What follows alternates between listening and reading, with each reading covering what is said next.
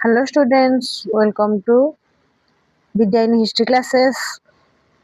Plus 2 second year ର ଭାରତ ଇତିହାସର ଆମେ ହରପ୍ପା ସଂସ୍କୃତି ବିଷୟରେ ପଢୁଥିଲେ। ଆମେ ହରପ୍ପାର ଆବିଷ୍କୃତି, ଭୌଗୋଳିକ ବିସ୍ତୃତି, ନଗର ପରିକଳ୍ପନା ଓ ସୌଧ, କୃଷି ବିଷୟରେ ପଢି ସାରିଛେ। ତାହେଲେ ଚାଲ ଆମେ ପଢିବା ଗୃହପାଳିତ ପଶୁ। ସେମାନେ ପଶୁମାନଙ୍କୁ କିଭଳି କିଭଳି ତାଙ୍କ ଜୀବନ ଶୈଳୀରେ ସାମିଲ କରିଥିଲେ ସେ ବିଷୟରେ ଆମେ ଆଜି ଆଲୋଚନା କରିବା। ହରପ୍ପା ସଭ୍ୟତାର ଅଧିବାସୀ ମାନେ ବିଭିନ୍ନ ପ୍ରକାରର ପଶୁପାଳନ କରୁଥିଲେ। ସେମାନେ ଗୋରୁ, ମଇଁଷି, ମେଣ୍ଢା, ହାତୀ, ଘୁଷୁରୀ, ଓଟ ଆଦି ପଶୁଙ୍କୁ ଗୃହରେ ପାଳନ କରୁଥିଲେ। ଘୋଡ଼ା ଏବଂ କୁକୁରର ବ୍ୟବହାର ସେମାନେ ଜାଣି ନଥିଲେ। ମୋହର ଗୁଡ଼ିକରୁ ସେମାନେ ବାଘ, ଭାଲୁ, ଗଣ୍ଡା ଆଦି ପଶୁଗୁଡ଼ିକ ସହିତ ପରିଚିତ ଥିବାର ପ୍ରମାଣ ମିଳିଥିଲା। ଆଚ୍ଛା, ଘୋଡ଼ା ଆଉ କୁକୁରର ସେମାନେ ବ୍ୟବହାର ଜାଣିନଥିଲେ ବୋଲି ଆମେ କେମିତି କହିପାରିବା କିମ୍ବା ଐତିହାସିକ ମାନେ କେମିତି କହିପାରିବେ? ଯେହେତୁ ହରପ୍ପା ସଭ୍ୟତାରେ ଯୋଉ ମୋହର ଗୁଡ଼ିକ ମିଳୁଥିଲା, ସିଲ୍ ଗୁଡ଼ିକ ମିଳୁଥିଲା, ସେଥିରୁ ଜଣାପଡ଼େ ଯେ ଚିତ୍ର ବିଚିତ୍ର ହୁଏ। ସେଥିରୁ ଯୋଉ ଯୋଉ ଗୁଡ଼ିକ ପଶୁ ପକ୍ଷୀ ଯାହା ଥାଏ ଆମେ ସେଥିରୁ ଅନୁମାନ କରୁଥିଲେ ଯେ ସେଇ ପଶୁ ପକ୍ଷୀ ବୋଧହୁଏ ସେମାନେ ରଖୁଥିଲେ, ଯେ ବିଭିନ୍ନ କାର୍ଯ୍ୟରେ ଲଗଉଥିଲେ। କିନ୍ତୁ ଘୋଡ଼ା ଆଉ କୁକୁରର କୌଣସି ପ୍ରମାଣ ମିଳିନାହିଁ। ସେଥିପାଇଁ ଜଣାଯାଏ ଯେ ଘୋଡ଼ା ଆଉ କୁକୁରର ସେମାନେ ବ୍ୟବହାର ଜାଣିନଥିଲେ। ଶିଶୁମାନଙ୍କ ପାଇଁ ଉଦ୍ଦିଷ୍ଟ ମାଟି ଖେଳନା ଗୁଡ଼ିକରୁ ହରପ୍ପା ସଭ୍ୟତାର ଅଧିବାସୀ ମାନେ ମାଙ୍କଡ଼, ମୂଷା, ଠେକୁଆ, ନେଉଳ, ବିଲେଇ, ମୟୂର ଆଦି ଜନ୍ତୁଙ୍କୁ ଜାଣିଥିବାର ପ୍ରମାଣ ମଧ୍ୟ ମିଳିଛି। ସେମାନେ ବଳଦ, ମଇଁଷି ଏବଂ ଓଟ ଆଦି ପଶୁପକ୍ଷୀଙ୍କୁ କୃଷି କାର୍ଯ୍ୟରେ ବ୍ୟବହାର କରୁଥିଲେ।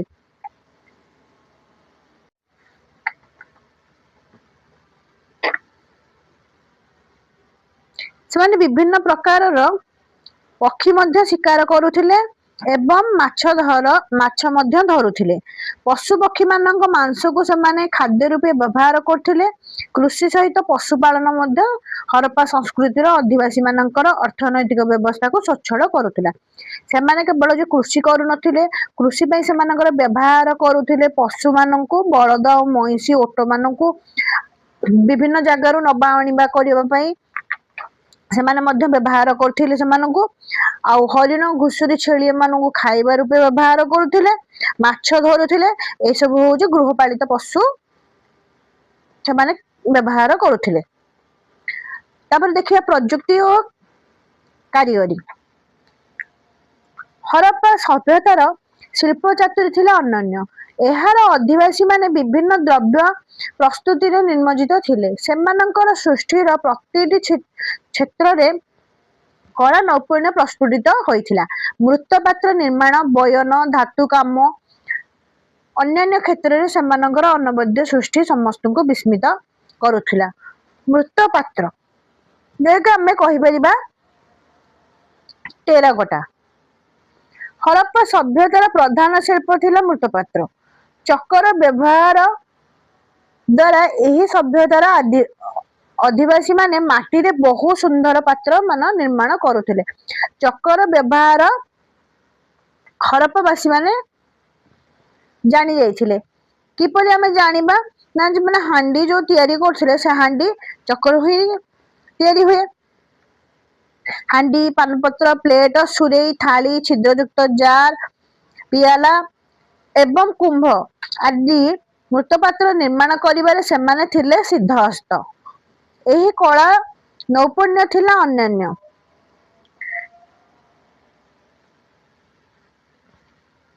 ଚାଲେ ହରପ୍ପା ସଭ୍ୟତାର ଯୋଉ ହାଣ୍ଡି ଗୁଡ଼ିକ ଦେଖିବା।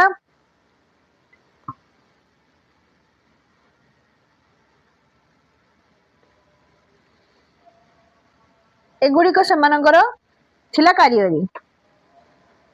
ସେତେବେଳେ ବି ହରପ୍ପା ସଭ୍ୟତାର ଲୋକମାନେ କେତେ ସୁନ୍ଦର ସୁନ୍ଦର ଟେରାକୋଟା କରିପାରୁଥିଲେ। ଏଇ ପୋଟରୀ ଗୁଡ଼ିକ କେତେ ସୁନ୍ଦର ଆଉ ନିପୁଣ ଭାବରେ କାର୍ଯ୍ୟ କରାହେଇଛି, କେତେ ଚିତ୍ର ବିଚିତ୍ର କରାହେଇଯାଇଛି। ଏଥିରେ ମୟୂର, ବିଭିନ୍ନ ପଶୁପକ୍ଷୀ, ଫୁଲ ର ଚିତ୍ର ମଧ୍ୟ ରହିଛି।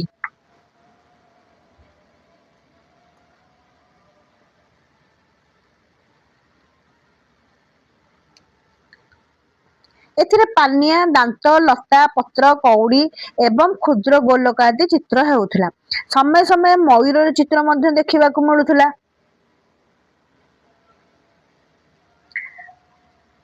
ଗୋଲକ ଏବଂ ବର୍ଗ କ୍ଷେତ୍ର ଏକ ପରେ ଏକ 5 ବା 6 ଧାଡି ପର୍ଯ୍ୟନ୍ତ ଚିତ୍ରିତ ହୋଇଥିବା ମୃତପାତ୍ର ଦେହରେ। ମୁଁ ଏବେ ସାଙ୍ଗେ ସାଙ୍ଗେ କହିଲି ତମମାନଙ୍କୁ ଯେ ଏଥିରେ ବିଭିନ୍ନ ପ୍ରକାରର ଚିତ୍ର ବିଚିତ୍ର ସେମାନେ କରୁଥିଲେ। ମହେଞ୍ଜୋଦାର ଏବଂ ହରପ୍ପାରେ ପୁରାତନ ଶୈଳୀରେ ନିର୍ମିତ ମୃତପାତ୍ର ମିଳିଥିବା ସ୍ଥଳେ ଲୋଥାଲ ହେଉଛି ଆଧୁନିକ ମୃତପାତ୍ରର ଜ୍ୱଳନ୍ତ ନିଦର୍ଶନ।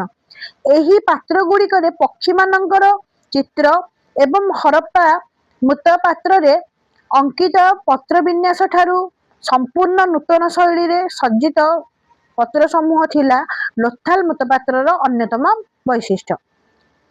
ହରପ୍ପା ଏହା ବହୁ ଚିକ୍କଣ ଓ ମସୃଣ ଥିଲା। ହରପ୍ପାରେ କଣ ଏସବୁ ଟେରାକୋଟା ଥିଲା ବହୁତ ଚିକ୍କଣ ଆଉ ମସୃଣ ଥିଲା। ମେସୋପୋଟାମିଆ ସଭ୍ୟତା ତେଲ ଅସ୍ମରରୁ ମିଳିଥିବା ପାତ୍ର ସହିତ ସମାନ। ଏ କାହା ସଦୃଶ ଥିଲା ନା ମେସୋପୋଟାମିଆ ସଭ୍ୟତାର ତେଲ ଅସ୍ମରରୁ ମିଳିଥିବା ପାତ୍ର ସହିତ ଏହା ସମାନ ବୋଲି। ହରପ୍ପା ସଭ୍ୟତାର ମୃତପାତ୍ର ମଧ୍ୟରେ ସିଲିଣ୍ଡର ଆକୃତିର ଛିଦ୍ରାଳ ପାତ୍ର ଅନ୍ୟତମ। ଏହା ସାଧାରଣତଃ ଦହିରୁ ଲହୁଣୀ ଛାଡ଼ିବା ପାଇଁ ଉଦ୍ଦିଷ୍ଟ ଥିଲା ବୋଲି ପ୍ରଫେସର ମର୍ଟିମର ହୁଇଲର ମତବ୍ୟକ୍ତ କରିଛନ୍ତି।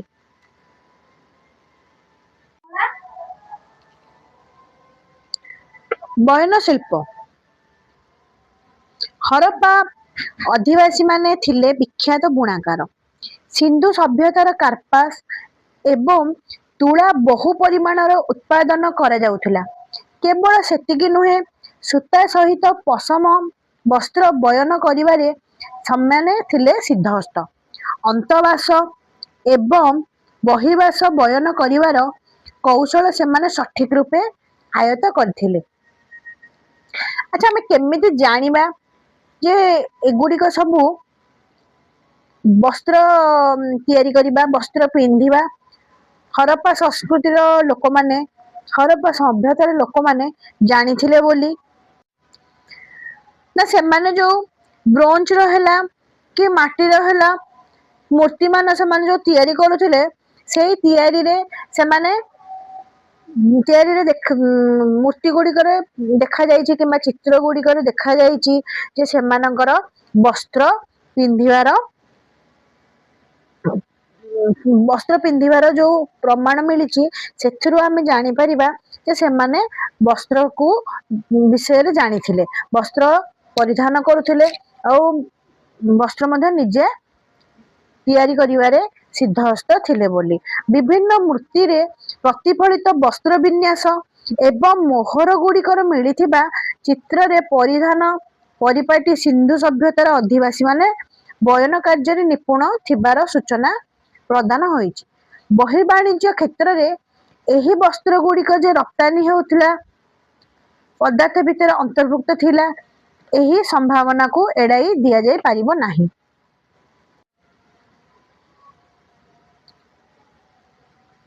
ଧାତବ ବସ୍ତୁ ନିର୍ମାଣ।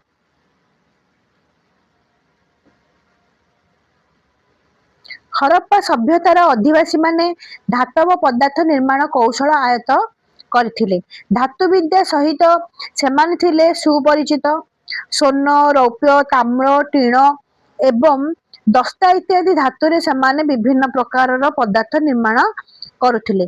ସେଥିମଧ୍ୟରୁ ଥାଳି, ଫୁଲଦାନୀ, ପିଆଲା, କୁମ୍ଭ, ଜାର, ଆଧାର, ଛୁଞ୍ଚି, ସିନ୍ଦୁର ପିନ୍ଧିବା, ପ୍ରସାଧନ ସାମଗ୍ରୀ ରଖିବା ପାତ୍ର ଏବଂ ଅନ୍ୟାନ୍ୟ ନିତ୍ୟ ବ୍ୟବହାର ଉପକରଣମାନ ଅନ୍ୟତମ। ଏହା ବ୍ୟତୀତ ବ୍ରୋଞ୍ଜର ବିଭିନ୍ନ ମୂର୍ତ୍ତି ମଧ୍ୟ ସେମାନେ ନିର୍ମାଣ କରୁଥିଲେ। ହରପ୍ପା ସଭ୍ୟତାର ବିଭିନ୍ନ ସ୍ଥାନରୁ ଭୂଖନନ ଫଳରେ ଧାତୁ ମିଶ୍ରଣ କରିବା ଚୁଲାର ସନ୍ଧାନ ମିଳିଅଛି। ଧାତୁ ତରଳାଇ ତାକୁ ବିଭିନ୍ନ ଆକୃତି ପ୍ରଦାନ କରି ନିତ୍ୟ ବ୍ୟବହାର୍ଯ୍ୟ ବସ୍ତୁ ତଥା ଅନ୍ୟାନ୍ୟ ଉପକରଣମାନ ତିଆରି କରୁଥିଲେ। ହରପ୍ପା ସଭ୍ୟତାର ଅଧିବାସୀମାନେ ଲୁହାର ବ୍ୟବହାର ଜାଣି ନଥିଲେ।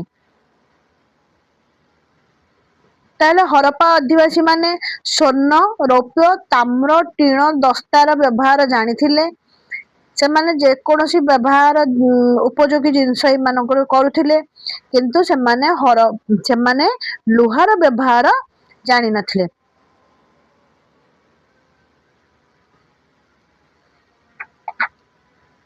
ମହେଞ୍ଜୋଦାରୋରୁ ମିଳୁଥିବା ନର୍ତ୍ତକୀ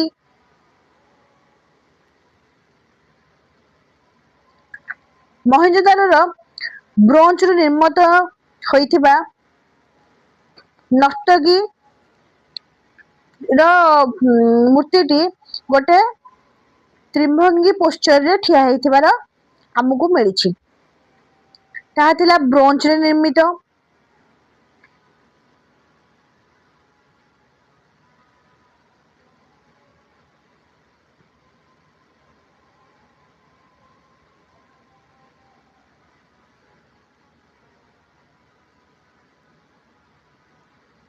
ପ୍ରସ୍ତର ଏବଂ ହାତୀ ଦାନ୍ତର କାର୍ଯ୍ୟ। ବହୁ ମୂଲ୍ୟବାନ ପ୍ରସ୍ତର ସହିତ ପରିଚିତ ଥିଲେ ହରପ୍ପା ସଂସ୍କୃତିର ଅଧିବାସୀମାନେ। ସେଗୁଡ଼ିକ ମଧ୍ୟରୁ ଈଷତ୍ ସ୍ୱଚ୍ଛ ପଥର, ନାଲି ରଙ୍ଗର ପଥର, ଧୂସର ଚୂର୍ଣ୍ଣକ ପଥର, ଘନ ନୀଳ ରଙ୍ଗର ପଥର ଏବଂ ନୀଳ ସବୁଜ ବା ସବୁଜ ଲୋହିତ ପଥର ଆଦି ଅନ୍ୟତମ। ଚର୍ଣ୍ଣୋଦାର ଠାରୁ ମିଳିଥିବା ଏକ ନିର୍ମାଣ ଶାଳରୁ ଏହା ସୂଚନା ମିଳିଛି। ସେଠାରୁ ଏବଂ ମହେଞ୍ଜୋଦାର ତଥା ଲୋଥାଲରୁ ବିଭିନ୍ନ ପ୍ରକାର ପ୍ରସ୍ତର ମିଳିଅଛି, ଯାହା ହାର ନିର୍ମାଣରେ ବ୍ୟବହୃତ ହେଉଥିଲା। ଏସବୁ ବିଭିନ୍ନ ପ୍ରକାରର ପଥର ଯୋଉ ମିଳିଛି, ସେଠାରେ ଅଳଙ୍କାର ମାନ ତିଆରି କରାଯାଉଥିଲା। ଏହା ବ୍ୟତୀତ ଛୋଟ ବଡ଼ ଘନାକାର ପ୍ରସ୍ତର ଖଣ୍ଡମାନ ବିଭିନ୍ନ ମାପ ଓ ଓଜନ କାର୍ଯ୍ୟରେ ବିନିଯୋଗ କରାଯାଉଥିଲା ବୋଲି ଅନୁମାନ କରାଯାଇଛି। ହାତୀ ଦାନ୍ତର ପାନିଆ, କର୍ଣ୍ଣଫୁଲ ଅଳଙ୍କାର ସେମାନେ ମଧ୍ୟ ବ୍ୟବହାର କରୁଥିଲେ। ଟିକେ ଅଳଙ୍କାର ବିଷୟରେ ସେମାନେ କି ଅଳଙ୍କାର ବ୍ୟବହାର କରୁଥିଲେ? ହରପ୍ପା ଶିଳ୍ପର ଅନ୍ୟତମ ନିଦର୍ଶନ ଥିଲା ଅଳଙ୍କାର ନିର୍ମାଣ। ଅଳଙ୍କାର ନିର୍ମାଣ କ୍ଷେତ୍ରରେ ହରପ୍ପା ସଭ୍ୟତାର ଶିଳ୍ପୀମାନେ ବିଶେଷ ନିପୁଣ ଥିଲେ। ଉଭୟ ସ୍ତ୍ରୀ ଓ ପୁରୁଷମାନେ ଅଳଙ୍କାର ନିର୍ମିତ ଉଭୟ ସ୍ତ୍ରୀ ଏବଂ ପୁରୁଷ ପାଇଁ ଅଳଙ୍କାର ନିର୍ମିତ ହେଉଥିଲା। ଧନୀ ଦରିଦ୍ର ସମସ୍ତେ ଥିଲେ ଅଳଙ୍କାର ପ୍ରିୟ। ହାର, ବାଜୁବନ୍ଧ, କୁଣ୍ଡଳ, ମେଖଳା, ମୁଦ୍ରିକା ଆଦି ଅଳଙ୍କାର ଉଭୟ ପୁରୁଷ ଓ ନାରୀ ପାଇଁ ନିର୍ମିତ ହେଉଥିଲା। ବାଜୁ, କାନଫୁଲ ଓ ନାକ ଫୁଲ ଆଦି ଅଳଙ୍କାର କେବଳ ନାରୀମାନଙ୍କ ପାଇଁ ଉଦ୍ଦିଷ୍ଟ ଥିଲା। ହାତୀ ଦାନ୍ତ ଓ ସିଂହର ପାନିଆ ଓ ମୁଣ୍ଡ କଣ୍ଟା ତଥା ବ୍ରୋଞ୍ଜ ଆଦି ଧାତୁରେ ମଧ୍ୟ ନିର୍ମିତ ହେଉଥିଲା ଅଳଙ୍କାର ମାନ। ଦେଖ, ଆମେ ବ୍ରୋଞ୍ଜର ଯେଉଁ ନର୍ତ୍ତକୀ ପାଇଥିଲେ ମହେଞ୍ଜୋଦାରୋରୁ, ଦେଖ ସିଏ ଅଳଙ୍କାର ମାନ ପିନ୍ଧିଛି, ବାଜୁରେ ତାର ପିନ୍ଧିଛି, ବାଜୁରେ ରହିଛି ଅଳଙ୍କାର ରହିଛି, ହାତରେ ରହିଛି ଏବଂ ବେକରେ ମଧ୍ୟ ରହିଛି। ତେଣୁ ଏଇ ମୂର୍ତ୍ତିରୁ ଆମେ ଦେଖିକି ଆମେ ପ୍ରମାଣ ପାଇପାରିବା ଯେ ସେମାନେ ଅଳଙ୍କାର ପ୍ରିୟ ଥିଲେ ବୋଲି। ସାଧାରଣ ଲୋକମାନଙ୍କ ପାଇଁ ଅସ୍ଥି, ସିଂହ, ତାମ୍ର ଏବଂ ମୃତ୍ତିକାରେ ଅଳଙ୍କାର ମଧ୍ୟ ନିର୍ମାଣ କରାଯାଇଥିଲା। ବିଭିନ୍ନ ସ୍ଥାନର ଆବିଷ୍କୃତ ମୂର୍ତ୍ତିମାନଙ୍କୁ ଅନୁଧ୍ୟାନ କରି ଏହି ଅଳଙ୍କାର ସମ୍ପର୍କରେ ଧାରଣା ମିଳିପାରୁଛି। ଯୁଦ୍ଧ ଏବଂ ଆତ୍ମରକ୍ଷା ସରଞ୍ଜାମ। ଦେଖିବା, ଏବେ ଆମର ସବୁ ଯୁଦ୍ଧ ଲାଗୁଛନ୍ତି। ସେତେବେଳେ କଣ କଣ ଯୁଦ୍ଧ ଲାଗୁଥିଲେ? ନିଶ୍ଚିତ ଭାବରେ ଲାଗୁଥିବେ।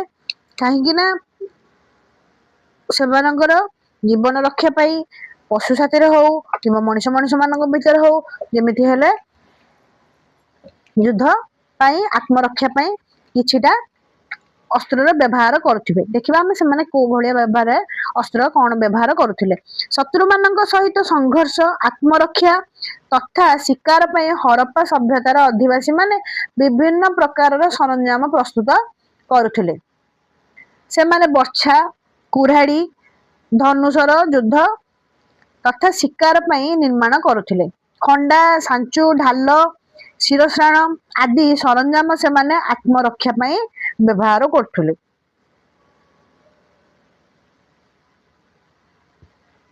ଶତ୍ରୁ ମାନଙ୍କ କବଳରୁ ହରପ୍ପା ସଭ୍ୟତାର ଅଧିବାସୀ ମାନେ ନିଜକୁ ରକ୍ଷା କରିବା ପାଇଁ ଦୁର୍ଗ, ପ୍ରାଚୀର ମଧ୍ୟ ନିର୍ମାଣ କରୁଥିଲେ। ମାନେ କେବଳ ଯେ ପରିଷ୍କାର ପରିଚ୍ଛନ୍ନ ନଗରୀ ନିର୍ମାଣ କରୁଥିଲେ ତାହା ନୁହଁ, ସେମାନେ ବଡ ବଡ ଦୁର୍ଗ ମଧ୍ୟ ଏବଂ ପ୍ରାଚୀର ମଧ୍ୟ ନିର୍ମାଣ କରୁଥିଲେ। ଯୁଦ୍ଧ ଏବଂ ଆତ୍ମରକ୍ଷା ପାଇଁ ସରଞ୍ଜାମ ନିର୍ମାଣ କରିବା ହରପ୍ପା ଶିଳ୍ପର ଅନ୍ୟତମ ଅବଦାନ ଅଟେ।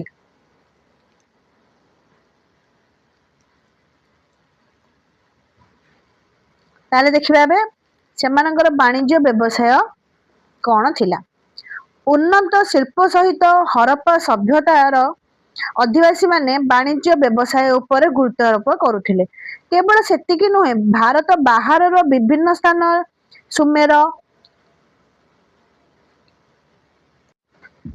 ସୁମେର, ଅକାଦ, ମିଶର, ପାରସ୍ୟ ଉପସାଗର ଏବଂ ମେସୋପୋଟାମିଆ ସହିତ ମଧ୍ୟ ସେମାନେ ବାଣିଜ୍ୟିକ ସମ୍ପର୍କ ସ୍ଥାପନ କରିଥିଲେ। ମୋହର ବା ସିଲ୍, ମାପ ଓ ଓଜନ ନିମିତ୍ତ ଉଦ୍ଦିଷ୍ଟ ବିଭିନ୍ନ ପ୍ରକାରର ପ୍ରସ୍ତର ଖଣ୍ଡ ଏବଂ ବିଭିନ୍ନ ଆମଦାନୀ ରପ୍ତାନୀ ଦ୍ରବ୍ୟରୁ ସେମାନଙ୍କର ବାଣିଜ୍ୟ ବ୍ୟବସାୟ ସମ୍ପର୍କରେ ସୂଚନା ମିଳିଥାଏ। ହରପ୍ପା ସଭ୍ୟତାର ବାଣିଜ୍ୟିକ କେନ୍ଦ୍ରସ୍ଥଳ ଗୁଡିକର ମଧ୍ୟରୁ ହରପ୍ପା ଓ ମହେଞ୍ଜୋଦାର ଥିଲା ପ୍ରଧାନ। ସହର ଏବଂ ଏହାର ନିକଟବର୍ତ୍ତୀ ଗ୍ରାମ ଗୁଡିକ ମଧ୍ୟରେ ଯୋଗସୂତ୍ର ସ୍ଥାପନ କରିବା ଦ୍ୱାରା ଏହି ସଭ୍ୟତାର ବାଣିଜ୍ୟ ବ୍ୟବସାୟ ବିକାଶ ଲାଭ କରିଥିଲା। ହରପ୍ପାରୁ ଆବିଷ୍କୃତ ବୃହତ୍ ଶସ୍ୟାଗାର ଏହାର ପ୍ରମାଣ ମିଳିଛି ନା ଯେ ଆଖପାଖ ଅଞ୍ଚଳରୁ ସେଗୁଡିକୁ ପ୍ରଚୁର ପରିମାଣର ଶସ୍ୟ ଆସୁଥିଲା। ଗୋଟେ ବୃହତ ଶସ୍ୟାଗାର ଥିଲା, ଆମେ ଆଗରୁ ପଢି ସାରିଛେ। ସେ ସବୁଆଡୁ ବଡ ଶସ୍ୟାଗାର ଥିବାରୁ ସବୁଆଡୁ ବହୁତ ହୁଏ ସବୁ ଅଞ୍ଚଳ ମାନଙ୍କରୁ ଗୋଟେ ଜାଗାରେ ଆସିକି ଠାବ ହୁଏ।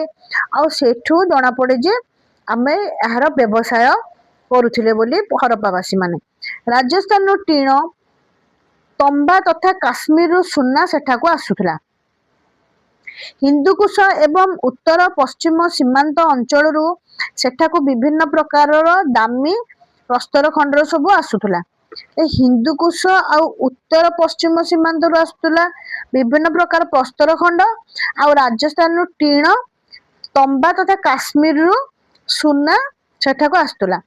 ରାଜସ୍ଥାନରୁ ଟିଣ ଆଉ ତମ୍ବା ଆସୁଥିଲା, କାଶ୍ମୀରରୁ ସୁନା ଆସୁଥିଲା। ତାହେଲେ ବାଣିଜ୍ୟ ବ୍ୟବସାୟ କରିବାରେ ସେମାନେ ସିଦ୍ଧହସ୍ତ ଥିଲେ ବୋଲି ଆମେ ଏଥିରୁ ପ୍ରମାଣ ମିଳୁଛି।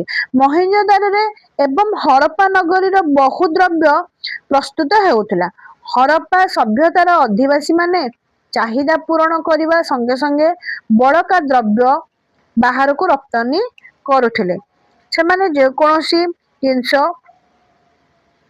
ବସ୍ତ୍ର ହେଲା, ଅଳଙ୍କାର ହେଲା, ପୋଟ୍ରି, ଟେରାକୋଟା ର ଅନ୍ୟାନ୍ୟ ବସ୍ତୁମାନ ଯାହାବି ସେମାନେ ବ୍ୟବହାର କରିବା ଉପଯୋଗୀ ହେଲା ପରେ ଆଉ ଯେକୌଣସି ବଳକା ଜିନିଷ ରହିଯାଉଥିଲା ତାକୁ ସେମାନେ ବ୍ୟବସାୟରେ ଲଗେଇ ଦଉଥିଲେ। ଆମଦାନୀ ଏବଂ ରପ୍ତାନୀ ଦ୍ରବ୍ୟ। ହରପ୍ପା ସଭ୍ୟତାର ଅଧିବାସୀ ମାନେ ଆମଦାନୀ ରପ୍ତାନୀ କ୍ଷେତ୍ରରେ ମଧ୍ୟ ସିଦ୍ଧହସ୍ତ ଥିଲେ। ଏହି ସଭ୍ୟତାର ଅଧିବାସୀ ମାନେ ଗହମ, ଯଅ, ବିଭିନ୍ନ ଶସ୍ୟ, କାର୍ପାସ ବସ୍ତ୍ର ଆଦି ରପ୍ତାନୀ କରୁଥିଲେ। ତାହେଲେ ରପ୍ତାନୀ କଣ କରୁଥିଲେ? ଗହମ, ଯଅ, ବିଭିନ୍ନ ଶସ୍ୟ, କାର୍ପାସ। ଅନ୍ୟ ପକ୍ଷରେ ସେମାନେ ସୁନା, ରୂପା, ମୂଲ୍ୟବାନ ପଥର ମାନ ଆମଦାନୀ କରୁଥିଲେ। ଆମେ ଆମଦାନୀରୁ ଏବେ ପଢିଲେ ଯେ ସିନ୍ଧୁକୁଶ, ଉତ୍ତର ପଶ୍ଚିମ ସୀମାନ୍ତ, ରାଜସ୍ଥାନ, କାଶ୍ମୀରରୁ ସେମାନଙ୍କର ସୁନା, ରୂପା, ମୂଲ୍ୟବାନ ପଥର ସବୁ ଆସୁଥିଲା।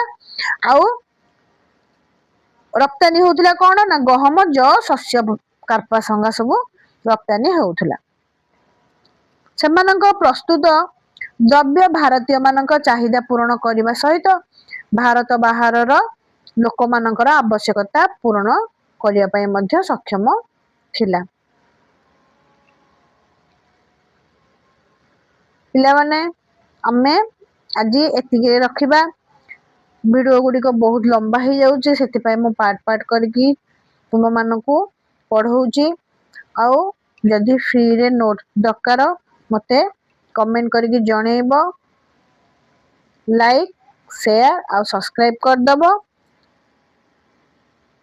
ଆଉ କିଛି କିଛି ଭଲ ଭଲ କମେଣ୍ଟ ମଧ୍ୟ ଦେଇଦେବ, ଯୋଉଟାକି ଦେଖିଲେ ମୁଁ କମେଣ୍ଟ ଗୁଡ଼ିକୁ ଦେଖିଲେ କିଛି ଇନ୍ସପାୟାର ହେବି, ନୂଆ ନୂଆ ଭିଡ଼ିଓ ଆଣିବା ପାଇଁ ଭଲ ଲାଗିବ। ବାଏ।